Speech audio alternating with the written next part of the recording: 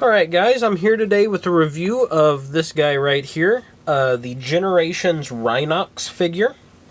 Now, he is newly released in retail. I just got him 4 days ago at a Kmart, but he's been available online, you know, on eBay, Big Bad Toy Store, places like that for quite a while. So some of you guys may already own one, and I'm sure a lot of you may have already seen reviews for him, but I just got mine and I was really ecstatic to find him. Now, if you're not familiar with it, it's a Voyager size figure. It's a little over $20. And it looks really good. Now this is Rhino mode, of course. Like all my videos, I'll be starting it in alt mode and then transforming it to robot mode. Now, in all honesty, this is a fantastic alt mode. This Rhino looks great. I mean, sure, there's some seam lines there, but I can get over that. You start not to notice them after a while, and for some reason, it's just so much fun as a Rhino. I mean, this guy is better as a Rhino than toys that were specifically made just to be a Rhino are, and this guy still transforms into a robot. It's just fantastic. I didn't expect to love the Rhino mode so much, but for some odd, weird, unknown reason, I really do. Of course, there's not much articulation here, because it is Rhino-like, you know, and the legs aren't able to move forward and back or anything. There is a little bit of movement in the mouth and neck area, so let's go ahead and show off that. While I'm at it, I'll also show it has these little teeth on it, which I think is a really nice detail. It's just a little thing that you're able to look there and see the teeth, and it just really makes it pop, you know? But the mouth opens a little bit, you know, as far, it can open really far, but as far as, you know, a Rhino could naturally open its mouth, I don't know. But if you want like a jaw-dropping pose, there you go. You got a jaw-dropping pose. You can also get a little movement out of the neck. Let's see, if you pop it up like that a little bit, you can have it in like a whatever you want to call that kind of pose, you know, just where you got a little more neck space as opposed to him looking down. But yeah, there you go. You just kind of got to pop his head up a little bit. But that's really it in Rhino mode. But yet again, fantastic. I love it. So let's go ahead and transform him. First off, we're going to turn him upside down here, and we're going to pop these out like so. They have a little tab that's holding them in, so you got to be careful because they kind of stick, but just pull them out like so. So you get that pulled out. Next up is pulling this out. Now these are his two weapons that actually combine together just by getting these little circles on opposite patterns and clicking them together. You get those out, and you can go ahead and flip these back in place so that he's able to hold them. So it's nice that those are actually stored on the figure itself. That's a big bonus. Now let's go ahead and get the back fixed up here. Now this is a rubber part that you're able to just pull out and pull up like so. It's just on a little hinge there, so you can pull that up. Next up, pull the feet down here, his robot mode feet, technically the heels to the Rhino feet, pull those down, and then we're going to want to separate these hip parts from the rest of it so that we can pull those down. As you can see, there's a little hinge kind of thing where you just pull it forward and it sets down right in front of his feet, creating his lower legs. Next up, you'll see that the waist joint is pushed up in here, so we want to pull that out. Now this is actually in the instructions. It was a little unclear, and it took me a while to figure out how to transform him like this. You actually have to push it up in there to get him into Rhino mode. So to turn him back, let's go ahead and pull it out, put his legs down, and then we have to spin those around like so. Alright, let's go ahead and get that pushed up all the way there. Turn him this way, so you see we got his legs done now. Let me get that a little better in frame. Next up, we're going to take his arms, just pull those out. First, actually, let's push these forward while making sure you have them turned. that's actually something I forgot. You see this part here, you want to push it forward and then push that in so that you get it kind of like that. So then next, let's take these and bring them down here.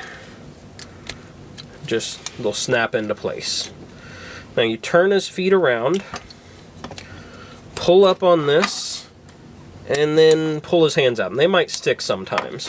And one of these, I don't know if it's on all Rhinox figures or just mine, but it doesn't really close all the way. This green part doesn't really close all the way to the foot whenever his hand is in there.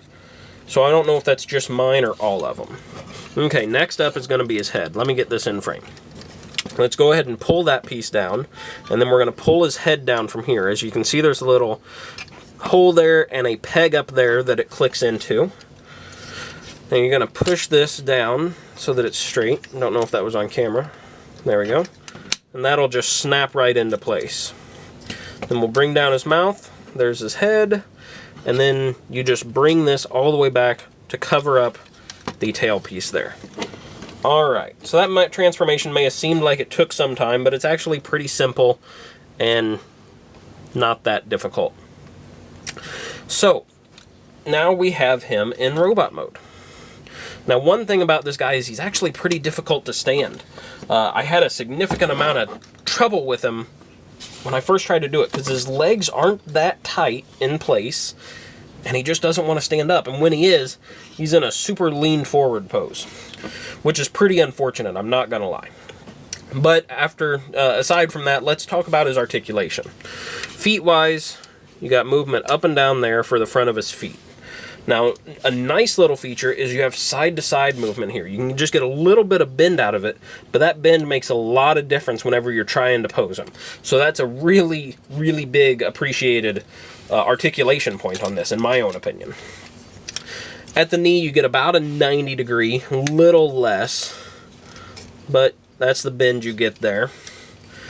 Now you can bend straight out 90 degrees at the leg, as far forward as you want and as far back as you can, only impeded by the rhino parts back there.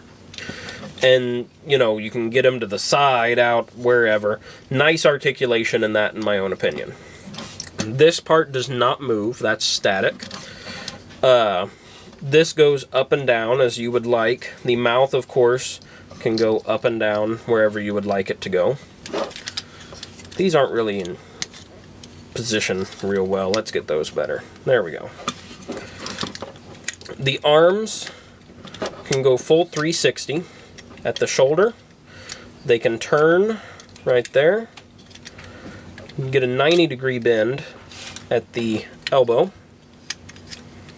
They have a little go up and down feature there for rhino mode, so sometimes that gets a little locked out of place. And then the hand really doesn't have any articulation. Alright, and then lastly, the head has some nice upward movement. You'll see him in the package, and whenever you first start to pose him, you'll realize his face is so downturned, and you know, it's like a furrowed brow kind of pose. But it has a nice upward movement on the head that really gets a nice look going for Rhinox. And he can also move his head a ways to side, and if you pull it up far enough, 360. There you go. Alright, so let's move on to holding the guns. Now, if I'm being honest, I'm sadly really not a big fan of this, because there's just no way for him to hold them that looks intimidating or cool or anything. Because these are really nice design for guns. I always loved the design for these. And even though they don't come painted like the Takara version does, it's no problem to go in there with a paintbrush and just touch that up and give it some nice metallics, which is what I plan to do. But there's just no way for him to hold these where it looks good at all. I mean, I've tried a lot of poses, and I just can't find one that I'm happy with them holding these guns. So that's actually really unfortunate to me. One other thing about the guns is they do have this little spring mechanism where if you push that, it spins. So that's fun. Everybody loves that kind of thing, right? Alright, so that is Rhinox. In all honesty, I'm not as impressed with the figure as I really would have liked to have been because of the stability issues, about the fact that really, in all honesty, there's not that much articulation or posability out of him. It's difficult to get him to stand, and there's no way for me to have him holding his guns and it just look like I want it to look. It is molded and sculpted very nicely. As you can see here, it looks very, very good. Just in a static kind of picture, looks great. In Rhino mode, looks absolutely fantastic. So I'm really in the middle ground of, do I love it or do I hate it? Because there's so much about it that I love. I'm a huge Beast Wars fan. I love Rhinox, and this mold really does him justice for the kind of figure he deserves. But there's so much on this figure that I personally find lacking of what it could have been, that I don't know. I don't know if I love it or hate it. So really, I'd say if you're a huge fan of Beast Wars or Rhinox and you can love the figure aside from its flaws, then pick it up. It's worth the $20. But if you're just picking it up because you're hoping for a great Voyager, then you may want to put a little more contemplation into it of whether or not you get it. So it's kind of like a 3 out of 5 scenario, you know. Well, I guess I've rambled on enough about this guy. Thanks for watching, guys. And if you have any questions, comments, concerns, leave them down below. And I will see you next time.